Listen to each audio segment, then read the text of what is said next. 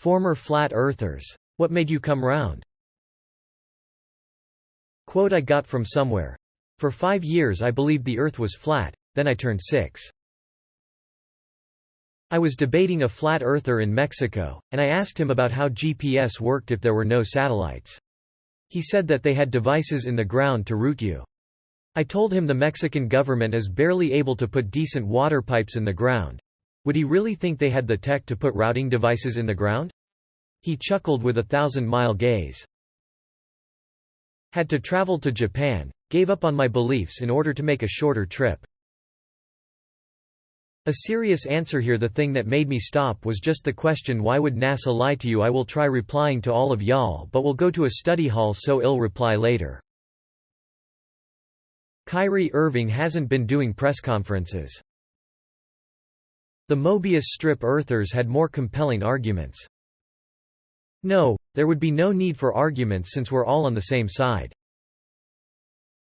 I convinced a flat earther, temporarily, by asking him if it was possible for a sphere to be so large that you could not tell it was a sphere by simply being on the surface of it.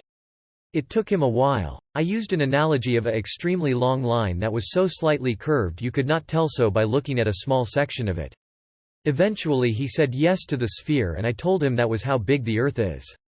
A few days later he reverted. Most of these people aren't mentally stable, they believe in a lot of conspiracies. Edit.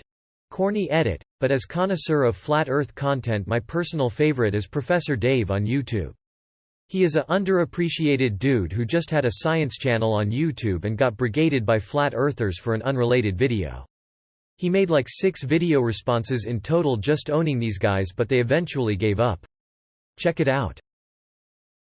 Look, it's really easy. If the earth is flat, there would be an edges. And there would be a fucking Disney park at the edge, and we could bungee jump off the side and paraglide into the void, etc., etc. Someone would be making an absolute shit ton of money off of it if it existed. Guess what? Nobody is doing that ADN in this world where absolutely everything is exploited for profit. If no one is making money off of it, it does not exist.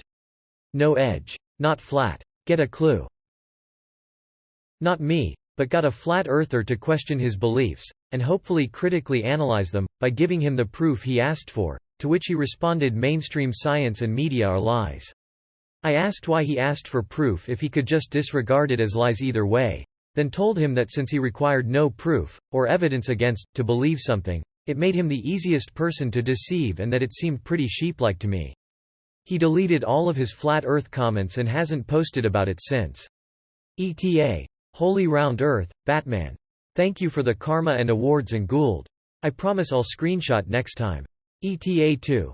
He didn't block me. I can still see everything he posted, and the op-thread creator also said the comment disappeared. Shame. Shame. Shame. I was tired of living life on the edge. The inclined seat conformed perfectly to his body, strategically placed in the cockpit so he could reach no buttons with outstretched arms. The straps anchored him firmly in place, they were uncomfortable but necessary. The engine burst to life with a roar that burned out all the other audio.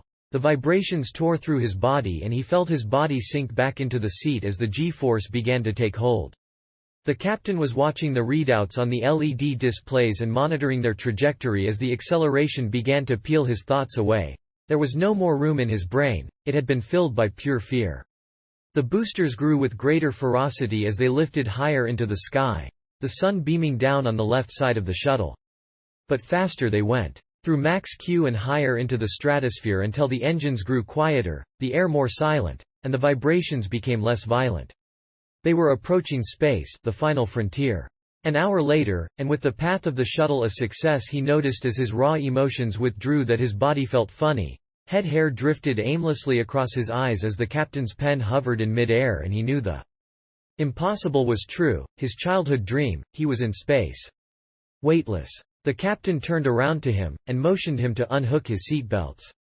He did as he was commanded. They both left their chairs and glided over to the tiny glass windows to overlook the magnificence of Earth.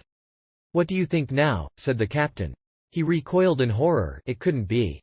NASA had replaced the windows with high-definition screens in order to perpetrate their lies that the world was spherical. Those bastards.